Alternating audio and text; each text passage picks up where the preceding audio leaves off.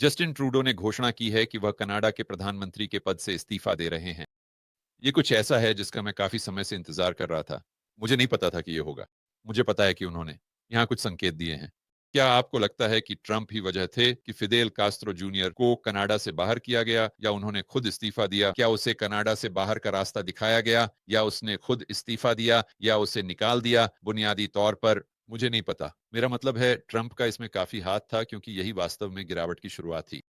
जब उसने कहा कि वह 1951 में राज्य का गवर्नर बन सकता है, और फिर उसने पहले से ही परेशान कनाडा पर 25% टैरिफ के बारे में बात करना शुरू किया।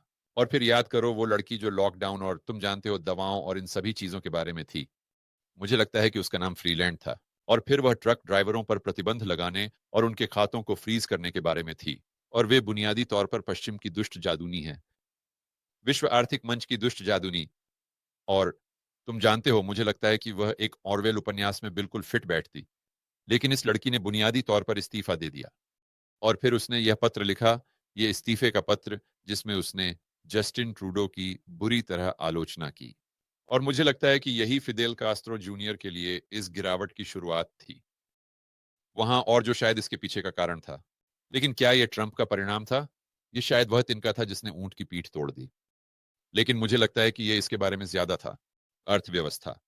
और इसलिए मैं इस कहानी के उस पहलू पर ध्यान केंद्रित करना चाहता हूं, क्योंकि आप में से ज्यादातर लोग जानते हैं कि उसने इस्तीफा दे दिया। ठीक है, मैं नहीं जानता। तुम वहां की राजनीति को देख सकते हो कि उनके पास कौन है, और देख सकते हो कि वे ट्रूडो से बेहतर हैं या बदतर। मैं उम्मीद करता हूं कि वे बेहतर हों। मुझे नहीं पता कि तुम और कैसे खराब हो सकते हो, लेकिन हमें देखना होगा कि वहां क्या होता है। लेकिन लेकिन सच में मुझे नहीं पता कि यह राजनीति के बारे में है जितना कि यह अर्थव्यवस्था के बारे में है ना? चलो मैं तुम्हें दिखाता हूं कि मैं किस बारे में बात कर रहा हूं। और वैसे हम ये दुनिया भर में होते हुए देख रहे हैं, है ना? हम इस जनवाद को देख रहे हैं।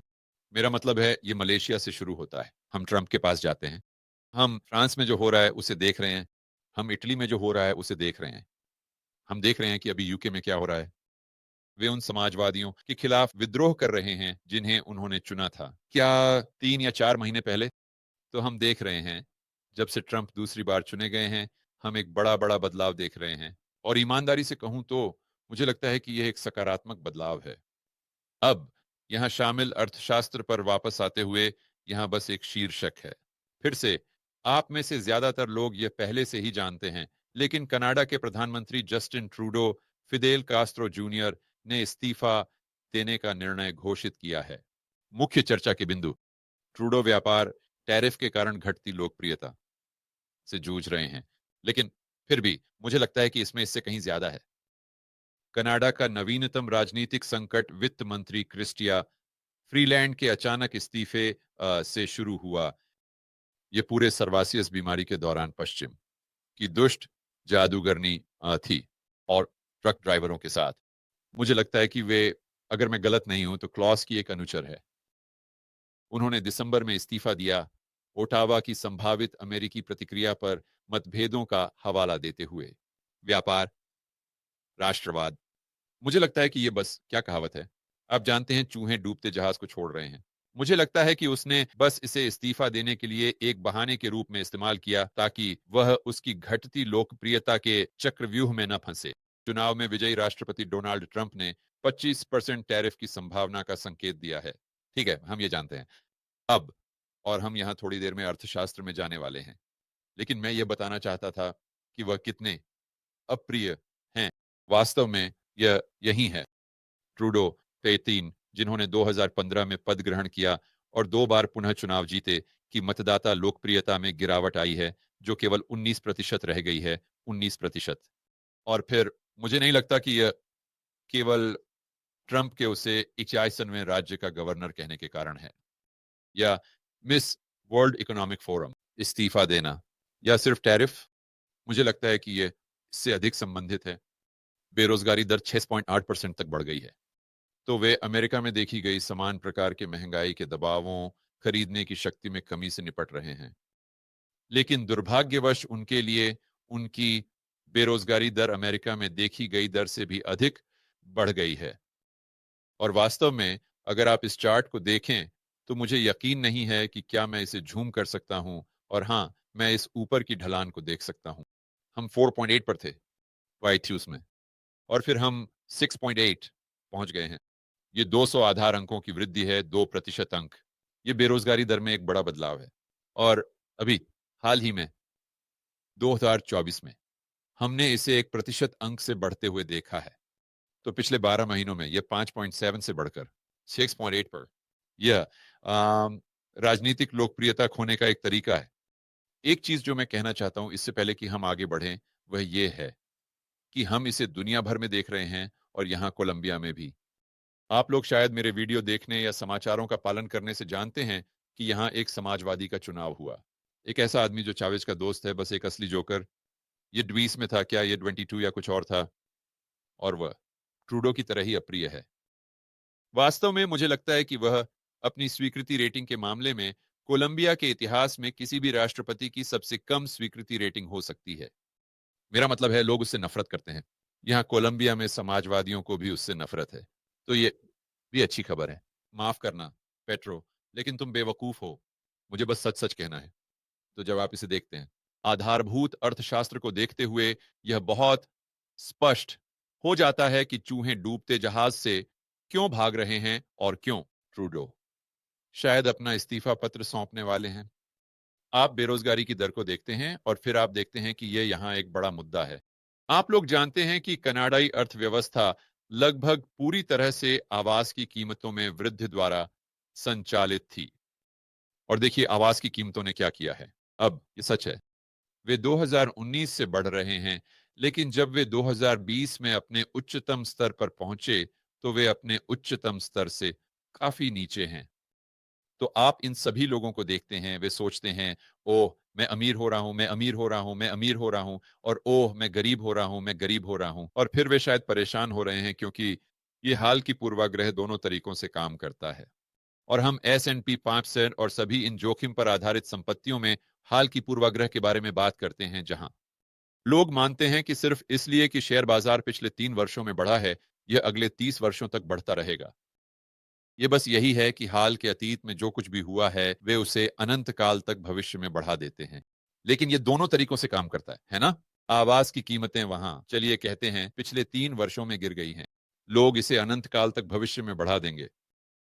और मैं ये बहुत अच्छे से जानता हूं, क्योंकि मुझे याद है जब मैं 2012 में रियल एस्टेट में शामिल हुआ था, और आप में से अधिकांश जानते हैं कि मैंने लगभग पूरी तरह से रियल एस्टेट में निवेश किया 2012 में मिडवेस्ट में। भाग्यवश ये पूरी तरह से किस्मत थी, लेकिन भाग्यवश मैंने लगभग महीने के हिसाब से सबसे निचले स्तर का सही समय तय किया, और फिर ये पूरी तरह से किस्मत थी।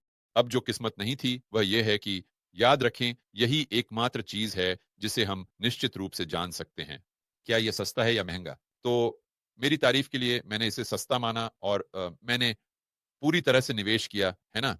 जब दूसरों को डर था, तब मैंने पूरी तरह से निवेश किया, बफेट के उद्धरण का उपयोग करने के लिए। लेकिन तब लोग मुझे बता रहे थे कि मैं पागल हूं। मेरा मतलब है, ये अब समझना मुश्किल लगता है, क्योंकि तब से रियल एस्टेट की कीमतें इतनी बढ़ गई हैं। लेकिन अब हर कोई इस बारे में बात कर रहा था कि, ओह जॉर्ज, तुम इस समय रियल एस्टेट खरीदकर पागल हो रहे हो। क्या तुम नहीं जानते? रियल एस्टेट की कीमतें हमेशा गिरती हैं। वही कहानी तब थी। और आप युवा लोगों के लिए, आप शायद सोचते हैं कि मैं झूठ बोल रहा हूं, या मुझे नहीं पता कि मैं किस बारे में बात कर रहा हूं, या ये पूरी तरह से पागलपन है। लेकिन आप में से जो थोड़े बड़े हैं, आप इसे याद करते हैं। अब जाते हैं कि मैं किस बारे में बात कर रहा हूं। आपको 2011-2012 याद है जैसे कल की बात हो। और आपको याद है कि तब लोग रियल एस्टेट से कुछ भी नहीं लेना चाहते थे। बैंक घरों को सिर्फ इसलिए दे रहे थे ताकि उन्हें अपने बैलेंस शीट से हटा सकें, क्योंकि यह एक विषैला संपत्ति थी, है ना? तो फिर से यह हाल की पूर्वाग्रह दोनों तरीकों से काम कर रहा है। अगर कनाडा में अर्थव्यवस्था आवास पर निर्भर है, तो बेरोजगारी दर 5.7 से 6.8 हो रही है। मुद्रास्फीति और वेतन न बढ़ने से लोगों की खरीदने की शक्ति कम हो गई है, 608 पर। पिछले कुछ वर्षों में उपभोक्ता मूल्य, मुद्रास्फीति और नाम मात्र वेतन के न बढ़ने के कारण लोगों की खरीदने की शक्ति काफी कम हो गई है। आपको क्या लगता है कि क्या होने वाला है? अगर आप एक राजनीतिज्ञ हैं, तो यह आपदा की एक योजना है। तो मुझे लगता है कि इसका ट्रूडो के इस्तीफे से बहुत अधिक संबंध है। इससे बहुत अधिक संबंध है, सिर्फ 30% टैरिफ से नहीं, या दुष्ट बुद्धि। मैं ऐसा क्यों नहीं कह सकता? क्योंकि हमारे पास इतनी सारी WS हैं, पश्चिम की दुष्ट, जादूनी यो या विश्व आर्थिक मंच की दुष्ट जादूनी।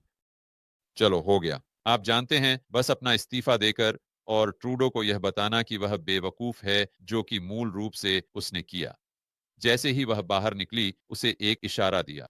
मेरे विचार में यही वह तिनका है जिसने ऊंट की पीठ तोड़ दी। मेरे लिए यह एक आर्थिक कहानी है, न कि राजनीतिक। यह एक राजनीतिक कहानी है। और आपको खुद से पूछना होगा, अगर ये कनाडा में हो रहा है तो अगला कौन है? क्या ये ऑस्ट्रेलिया है? मेरा मतलब है, हम निश्चित रूप से इसे यूरोप में होते हुए देख रहे हैं। ये तो निश्चित है। क्या हम अमेरिका में ऐसा कुछ होते हुए देख सकते हैं? अब शायद ट्रंप के इस्तीफे के साथ नहीं, लेकिन मैं उन अंतर्निहित आर्थिक परिस्थितियों के बारे में बात कर रहा हूं जो हम कनाडा में होते हुए देख रहे हैं। क्या ये 2025 में अमेरिका में हो सकता है? ये निश्चित रूप से एक संभावना है। हे दोस्तों, मैं आप में से हर एक को व्यक्तिगत रूप से इस साल के रिबेल कैपिटलिस्ट लाइव में आने के लिए आमंत्रित करना चाहता हूं। यह वह अद्भुत सम्मेलन है जो मैं हर साल आयोजित करता हूं। यह आपको एक बुलेट प्रूफ पोर्टफोलियो बनाने में मदद करता है। यह आपकी व्यक्तिगत स्वतंत्रता और आजादी को बढ़ाने में मदद करता है, और साथ ही यह आपके नेटवर्क के आकार को भी बढ़ाने में मदद करता है। दूसरे शब्दों में, आप बहुत से समान विचारधारा वाले व्यक्तियों, साथी रेबेल कैपिटलिस्टों से मिलते हैं। ये ऑन ऑरलैंडो में है, 23 मई से 25 मई तक। पिछले वक्ताओं में Robert Kiyosaki, Ron Paul, Peter Schiff जैसे लोग शामिल रहे हैं। माइक मलोनी, लिन ऑल्डन, बस कुछ नाम लेने के लिए। तो अपने टिकट जल्दी से जल्दी लेने के लिए और ये जानने के लिए कि इस साल के रेबेल कैपिटलिस्ट लाइव में कौन बोल रहा है, आप rebelcapitalistlive.com पर जा सकते हैं। और बस एक छोटी सी अंदर की जानकारी, अगर आप अपने टिकट जल्दी ले लेते हैं तो आपको छूट मिल सकती है, क्योंकि जैसे जैसे हम कार्यक्रम के करीब पहुंचते हैं, टिकट की कीमतें बढ़ती जाती हैं। तो इंतजार मत करो, rebelcapitalistlive.com पर जाएं अभी और अपने टिकट ले लो। और मैं आपको ऑरलैंडो में 33 मई से 25 मई के बीच मिलूंगा।